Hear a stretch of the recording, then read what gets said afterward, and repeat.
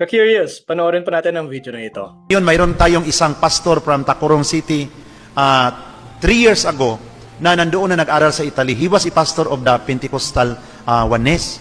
Ang kanyang conversion very unique kasi nanaginip siya kay Mama Mary. Yun lang din. Yung tumawag siya sa doon siya, kasi that was during the pandemic. So he called me up and told about his dream. Sabi ko, go to your bishop.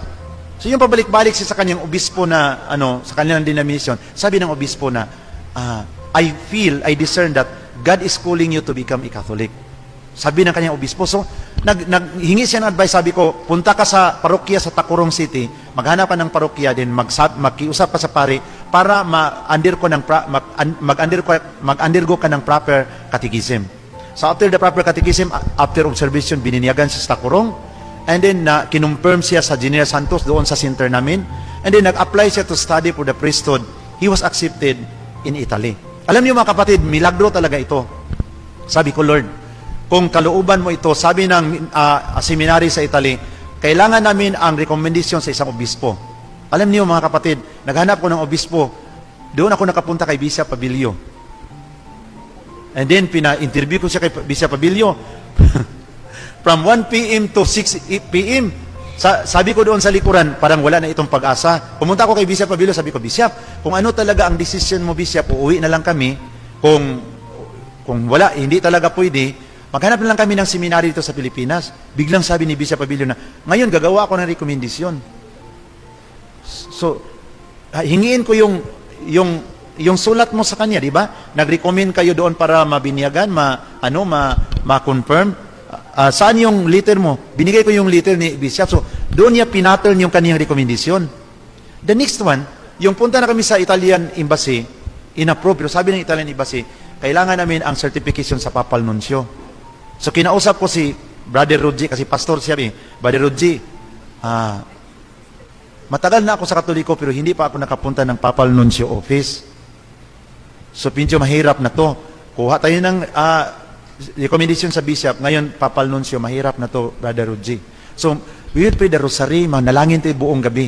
Pagka next day, punta kami sa Papal Nuncio office. Madre ang nag-entertain, kinuha yung mga document, and sabi ko, Brother, pastor, hindi ka naman pastor ngayon, no? Kasi brother ka naman. Sabi ko sa kanya, kung anong decision sa Papal Nuncio, dito tayo maghanap ng seminary sa Pilipinas. Alam niyo mga kapatid, after 3 days, tinawagan siya, na-approve ang application sa Papal Nuncio office. So, first convert pastor in the Philippines studying in the priesthood in Italy, mag 3 years na siya. Kaya more prayers para sa amin. Kasi alam niyo mga kapatid, bago ako magtapos, parang napakabigat sa kamay ni Satanas sa amin. Kasi ang unang nagalit is Satan. Kaya we always ask the intercession of the people of God and the Blessed Virgin Mary. Kasi yung may mga pastor na mag-decision to become a Catholic, makita namin ang galaw sa kaaway. Pero hindi ako nagpatinag, nanindigan kami, sa hanggang ngayon, nakasurvive ako from 2007 of my conversion until now, 2023. Ang hiningi ko sa Panginoon, Lord, bigyan mo lang ako ng 10 kapastor na mag-convert sa simbahang Katoliko maging tulad sa akin. Ngayon, binilang ko, hindi bababa sa buong Pilipinas na 300 ka mga Christian workers. Ako po pala si Rogie Villanueva Dalasa from Villamor Esperanza, Sultan Kudarat, or in Tacurong City po, ang center city po namin. So, as you see in my post po, nandito po ako sa Rome, Italy upang nag-aaral po pagkapari. I am a young Protestant pastor, converted into the Roman Catholic faith as a seminarian. Ang pag-convert ko po sa simbahang Katoliko na itinatag mismo ng ating Panginoong Hesukristo, wala pong naghihikayat sa akin upang magpaanib po sa simbahang Katoliko. Kusang loob po ako na nagpa-convert dahil binigyan po ako ng pangitain ng ating Panginoong Diyos. Binigyan po ako ng sign. Ang sign na po na iyon, mga brothers and sisters of the Lord, ay yun yung mga vision ko po na ipinapakita sa akin ng ating Panginoong Diyos. Pero bago ko po ibabahagi sa inyo ang aking mga vision, mga brothers and sisters in the Lord, ibabahagi ko po sa inyo ngayon kung paano po ako na-convert into the Roman Catholic faith nung simula po. Bago po ako na-convert sa Roman Catholic faith, I am working as a microfinance officer in the private sector po, in ASA Philippines Foundation Incorporated, kung alam po ninyo yon.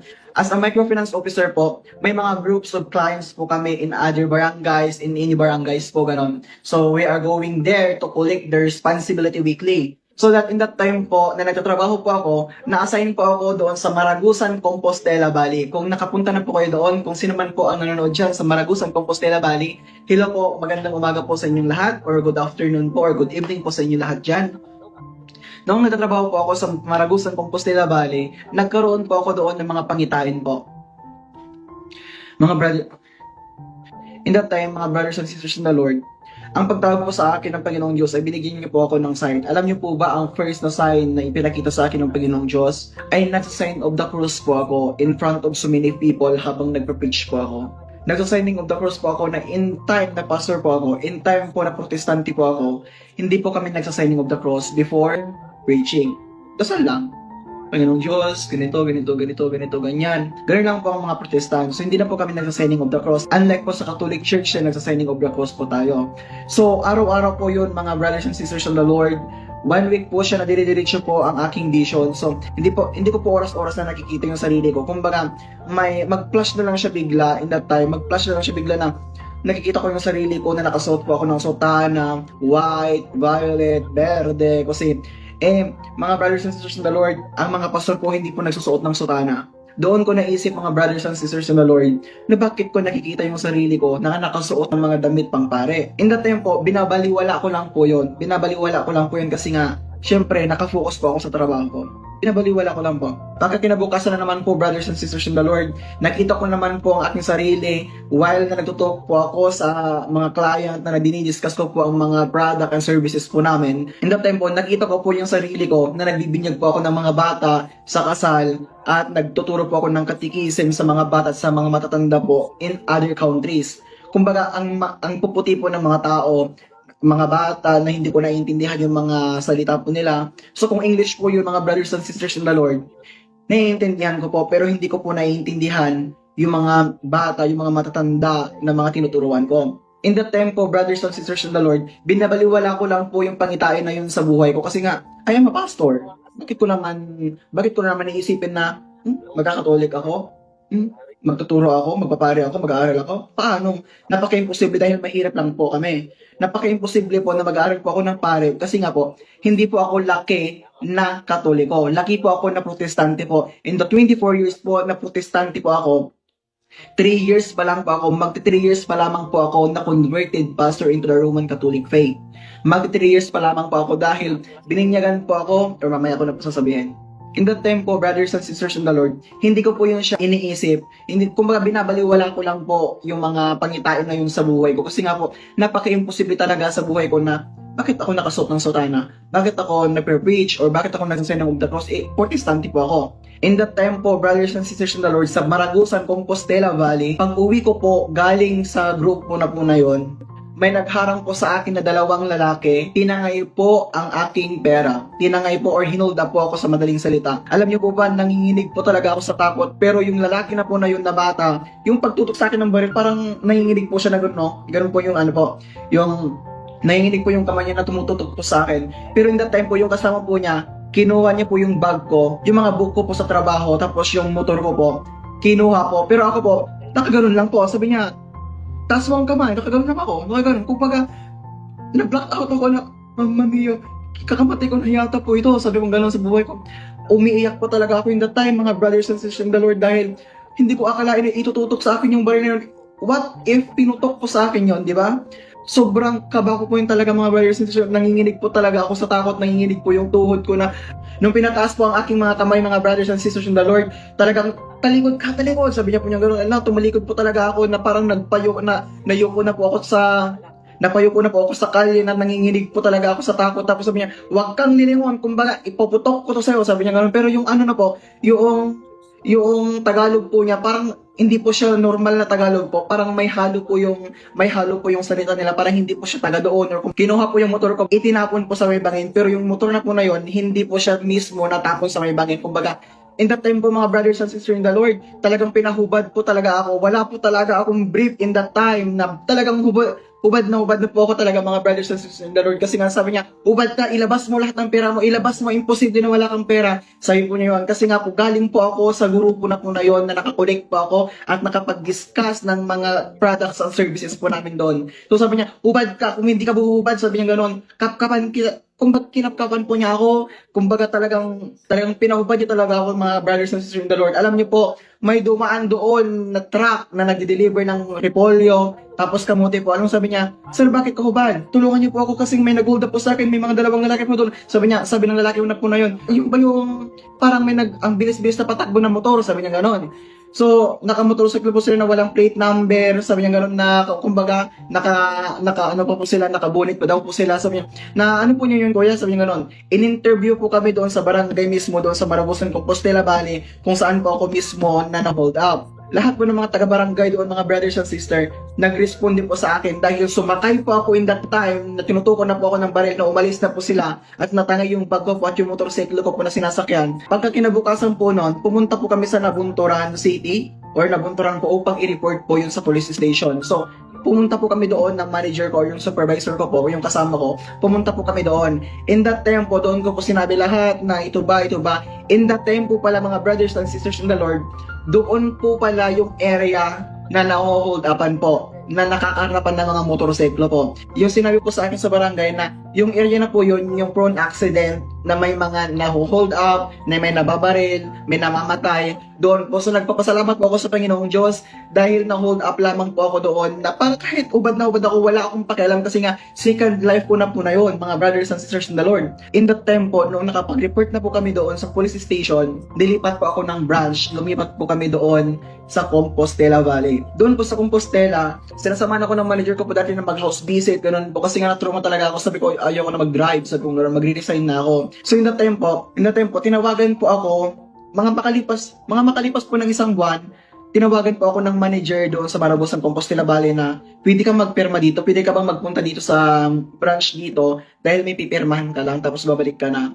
Ako naman po, pumunta po ako doon. Pagka kinabukasan po noon na pag house visit po namin, pumunta po ako doon na nag-shortcut po ako kasi nga sabi ng tinanungan ko, pwede kang mag-shortcut dito papunta doon sa Marabusan, Compostela Valley kasi nga po dito 1 hour lang, 1 hour and 20 minutes, makakarating ka na. Sabi niya, kung diyan ka dadaan, mga 2 hours ka pa bago ka makarating. Sabi po niya ganun, mga brother. Pumunta po ako doon, dumaan po ako doon. In that time po, brother, noong 30 minutes na po noon, nung kumbaga nasa kalagitnaan na po ako noon, nakita ko na po yung mga fogs. May mga fogs na po talaga na kumbaga, fogs na po siya. Kasi nga, sobrang taas po yun siya, mga bundok na po yun siya.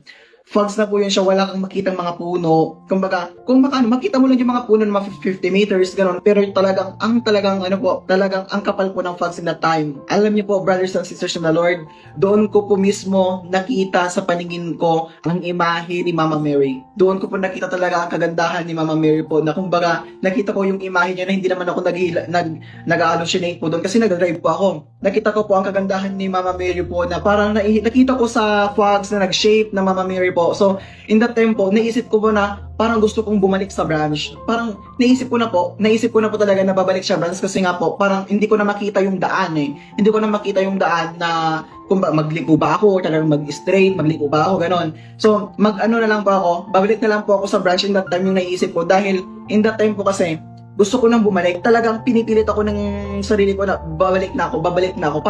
Parang gusto kong bumalik na sa branch. Alam niyo po, brothers and sisters of the Lord, noong nakita ko po ang imahe ni Mama Mary na napakaganda sa paningin ko po, doon ko po naiisip na binibigyan ako ng notice na hindi na ako magpapatuloy papunta sa Marabusan, Compostela branch. Nakita ko po talaga, hindi po ako nag-hallucinate na, para nag-flash po talaga agad-agad sa paningin ko na, oh, si Mama Mary, sabi ko po gano'n na, kilala ko si Mama Mary, pero hindi ko talaga lubos na kilala, pero nakikita ko sa Katoliko at nakikita ko sa mga Catholic Church dahil pumupunta po ako, nakikipag-attend po ako dati sa mga patay, ganon, na makipaglibing. So, yung mga patay, pinapasok sa simbahan. So, yung mga estatwa, yung ganon, yung mga images. In that time po, brother, nakita ko po at naramdaman ko po na binabalaan na po ako na parang hindi ako magpapatuloy. In that time po, talagang gusto ko na talagang bumalik sa branch na yon, sa Compostela branch po. In that time po, noong paliko na po yun, kasi pababa po yun siya eh. Noong paliko na po yun, mga brothers and sisters in the Lord, may humarang po sa akin na 2 lalaki po. Noong nagganon po yung lalaki, noong talagang hinarangan po ako ng lalaki na may baril po na hawak, na nagganon talaga siya, mga brothers and sisters in the Lord. Nagganon po talaga siya. Alam niyo po, binaril po ako isa, pero hindi po ako natamaan. Talagang binilisan ko, sino po bang hindi Matatakot po, sino bang hindi mabibigla sa isang putok na baril? Siyempre, marattle ka na po. So, it means to say, binilisan ko po yung takbo ng motor ko, kahit pags na po yun siya, kahit hindi ko na nailang, binilisan ko po siya. Pang dalawang putok na po, brothers and sisters in the Lord, pinutok na naman po niya, pero dito na po natamaan sa likod ng tuhod ko po. Dito sa likod ng tuhod ko mismo, kaya nag-crack ang tuhod ko po. In that time po, brothers and sisters in the Lord, gustong kunin talaga yung motor. Gustong talagang kunin yung motor, mga brothers and sisters.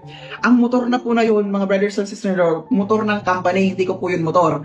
Alam niyo po ba, ang kagandahan po doon, may dalawang motorsiklo po na mga tomboy. Ang lalakas po ng mga tawa, talagang nung pinutukan na po na ako na yun, ang binilisan po pala nila ang pagtatagpo. Akala po nila, doon daw sa likuran nila ang putok na yon, kaya binilisan nila, baka sila ay makakarnap din po. In the time po, umiyak po yung isang tomboy noong nakita po ako na nakalatag po doon sa highway po, sa kalagitnaan po ng highway. Sabi niya, kuya na ano ka?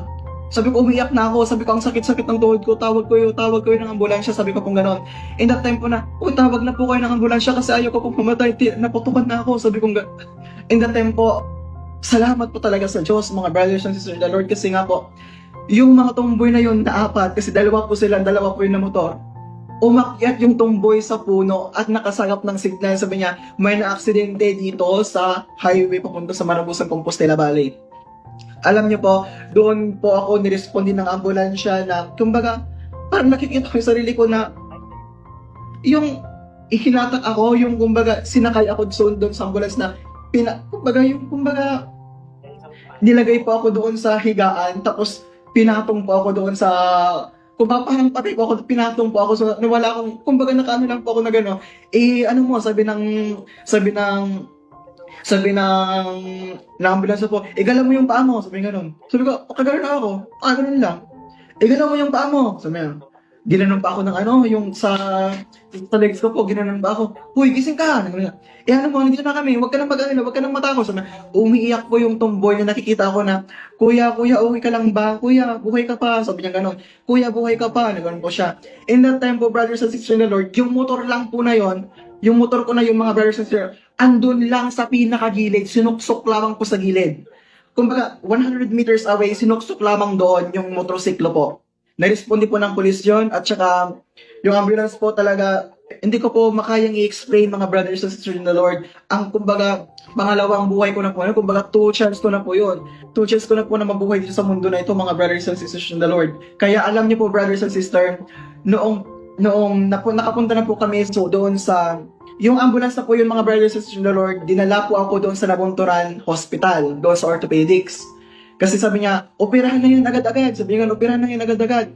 Alam niyo po, marami pa pong mas malala sa akin. Kaya sabi niya, iiwan muna dyan sa sa operating room. Or doon sa may room kasi po na yon na, kumbaga, ginatahi para hindi maglala yung dugo na mawala. So in the time po, yung pantalon ko na yon, ginunting po yun siya. Kasi nga sabi niya, I don't waste my time, sabi ng ng doktor, marami ng dugo. So, po yun siya, ginunting po niya siya, sabi niya, tinurukan na po ako ng anesthesia noon. Tinurukan na po ako ng anesthesia sa tuhod ko kasi nga gusto nang suyupin po yung gusto nang yung suyupin yung mga nag-crack na mga buto doon sa tuhod ko po. In that day po, kasi hindi po siya nasuyop lahat, ooperahan na po ako in that time. So, in-schedule po ako by the 3rd day noon. In-schedule na po ako na operahan na po kasi marami pa pong nakapila na operahan or marami pa pong naka-schedule na operahan po. In the time po, brothers and sisters in the Lord, napadasal po ako in my mind na, Lord, kung tinawag mo po ako, please cure me abruptly. Lord, please, tulungan mo po ako.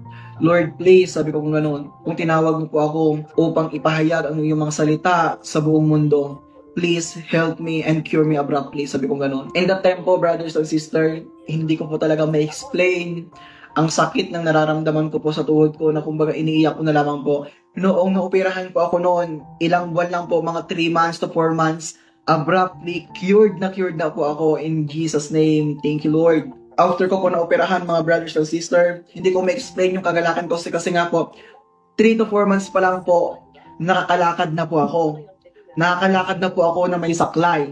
In the time po, nagpapasalamat po ako sa Panginoong Diyos dahil nakakalakad na po ako na may tungkod. In the time po, noong 1 year na po ang nakakalipas ng aking operation po. Noong 1 year na po mga brothers and sisters in the Lord, kasi doon po ako sa Esperanza nagpagaling. Dahil doon po ako kila tita ko sa Esperanza po na nagpagaling in that time. In that time po mga brothers and sisters in the Lord, gumaling po ako doon abruptly. Kumbaga, cured na cured po talaga ako. Maraming salamat po sa Panginoong Diyos dahil binigyan niya po ako ng kagalingan abruptly. At ang pinakamalupit doon mga brothers and sisters in the Lord, noong fully recovered na po ako mga brothers, nag-apply po ako sa Tacurong City sa Imperial. Doon po ako nagtrabaho sa account officer po. So, alam niyo po brothers and sisters, noong nagtatrabaho po ako doon sa Tacurong City, doon na din po ako lumapit sa Paris Priest. Tinawagan ko po si Brother Noe kasi nakita ko yung may friends po ako doon na sabi niya, uy, may converted pastor, kilala mo ba si Brother Noe? Sikat yun, sabi niya gano'n. Sikat yun sa Katoliko, kilala ko yun, sabi ng naging ninong ko. So, tinawagan po namin yun, tinawagan ni ninong ko si Ninong Noe na sabi niya may ganito, sabi niya pong gano'n. So, tinawagan ko si Brother Noe that time na ako po ay isang young Protestant pastor na nagpa-preach na po ako. So, pinakita ko po yung video sa kanya. So, ipapakita ko po din po dito yung video ko dati at yung mga pictures ko po nung young Protestant pastor po ako. In that time po, brothers and sisters of the Lord, sinabi ni Brother Noe Dura na lumapit ka sa parish priest. So, sinabi ko po na nakalapit na po ako. So, kinausap ko po yung parish priest na ma-convert po ako sa Roman Catholic faith. At doon na po ako, mga brothers and sisters of the Lord, na binigyan ako ng right catechism po ng naging sister ninang ko. Kasi yung sister na yon na nagkatikis po sa akin, na nagturo po sa katikis po sa akin, naging ninang ko po sila. Dalawa po sila na nagturo sa akin, naging ninang ko po sila. At yung secretary po ng parish priest doon sa Tacurong City, naging ninang ko din po. At yung mismong parish priest, si Father Allen po, naging ninong ko din po sa pagkabinyag ko. Alam niyo po ba, brothers and sisters in the Lord, noong October 31, 2020, I am proudly alam niyo po ba, brothers and sisters in the Lord, noong October 31, 2020, I am proudly to tell you that I am a converted na po. I received the sacrament of baptism in that day. Ito po ang aking picture noong na-convert na po ako at nabinyagan po ako sa simbahang Katoliko na itinatag mismo ng ating Panginoong Diyos. So ito po mga brothers and sisters in the Lord, ang certificate ko na nabaptize na po ako sa Roman Catholic Church. I am proudly to tell you and announce you that I am baptized na po sa Roman Catholic faith noong October 31, 2020. So ito po yung mga naging picture ko po. So ayan si Father Kent ang nag-ano po sa akin, ang nagbigay po sa akin or nagbinyag po sa akin. Ayan po ang pictures po namin kung makikita po ninyo. Ayan po yung naging present ninang ko, yung mga nag-attend po ng mga ninang ko kasi nga po yung mga ninong at ninang ko po sa pagkabinyag, nandun pa po sila sa ibang bansa. So hindi po sila nakapag-attend. So ayan po. So ito din po yung mga ayan. Ayan po. Ayan po siya. Binibinyagan po ako. And then ito po. Ayan. At ito na po noong binibinyagan na po ako ni Father Kent Warren. Ayan po. Ayan po siya. This is our picture. Reverend Ken Zamora. Ayan po, nasa likod ko pa po siya. So maraming salamat sa Panginoong Diyos. I am proudly Catholic na po. I am that I am a converted into the Roman Catholic faith na itinatag mismo ng ating Panginoong Diyos. Noong December 1, 2020 po mismo, bininyagan po ako or I received the sacrament of confirmation sa General Santos City Holy Cross Parish. Ayan po. Taran! Certificate po yan. Taran! Ito po yung mga naging documents ko po sa pagbinyag ko po at ito po yung evidence ko po na nabinyagan po ako at nabinyagan po ako sa Catholic Church and I received the sacrament of confirmation. Ito din po yung certification ko po. Naging ninong ko din po si Father Dandy, the parish priest of Holy Cross in the Kalumpang Church. Naging ninong ko din po siya. Ito po ang naging mga documents ko po at mga pictures po. Alam niyo po ba, after that mga brothers and sisters in the Lord, nag-stay muna ako sa converted pastor sa part ni Brother Noe Dura. Nag-stay po ako sa kanya ng mga 1 year. Nag-proba po ako doon or trinay po niya ako at nagturo po ako ng mga bata, children ministry, nagturo po ako doon ng mga katekism ng mga bata. And then in that time po, pumunta na po kami doon sa Manila. Pumunta na po kami sa Manila.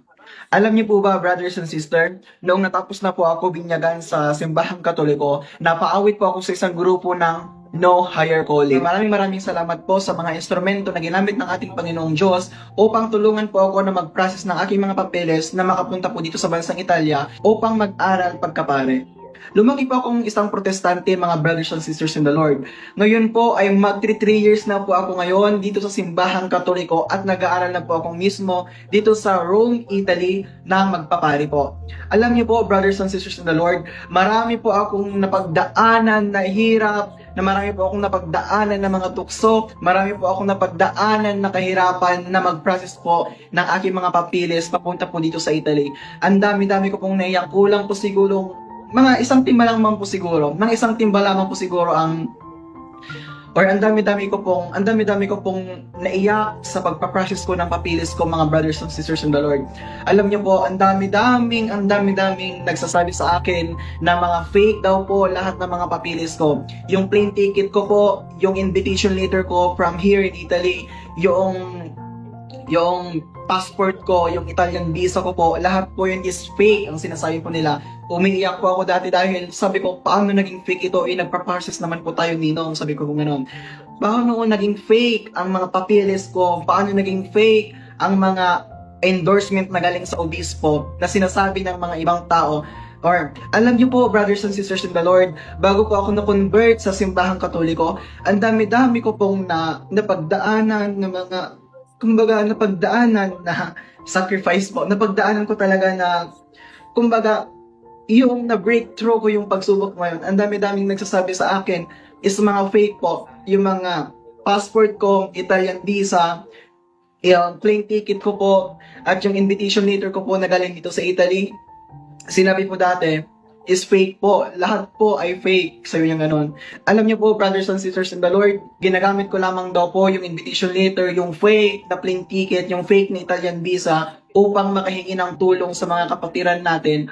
Kalooban ko na sinabi po na fake lahat po ng pinanghirapan namin mga papeles. Yung mga papeles po, yung mga apostolic nuncio, certification, yung mga bishop recommendation, parish priest recommendation, ang sakit-sakit po talaga ng kalooban. Noong in that time, mga brothers and sisters in the Lord, sa gabi, sa CR, sa banyo habang naliligo ako, iniiyak ko na lamang po ang kalagayan ko dati dahil, maybe kagustuhan siguro yun ng Diyos na naranasan ko kasi yung mga nagsasabi sa akin dati, nasira po ako sa mga benefactor na sinabi yung mga binibigay sa akin dati na pinag-plane ticket ko po from Jensen to Manila, yung mga pinang-process po ng Italian visa, is binili ko lang daw po ng mga cellphone yon. Sabi ko naman po, I have yung mga cellphone ko po dati, hindi po ako bumili ng cellphone.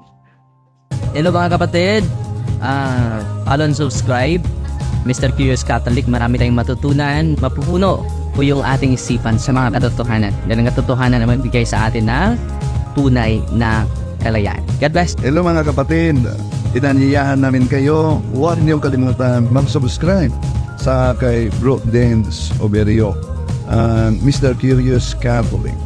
Marami kayong matutunan sa pamamagitan ng pagsubaybay niyan sa pagsagot sa pananampalataya na inaatake ng ating mga kapatid sa iba. Yung pananampalataya, and they are not only attacking the teachings of the Catholic Church, but proselytizing the good numbers of the Catholic. At sa pamamagitan sa pagsunutin niyo nito Mr. Curious Catholic, Facebook page and YouTube channel, dami ninyong matutunan. Isabuhay natin ang ating matutunan. Todio et Iglesia.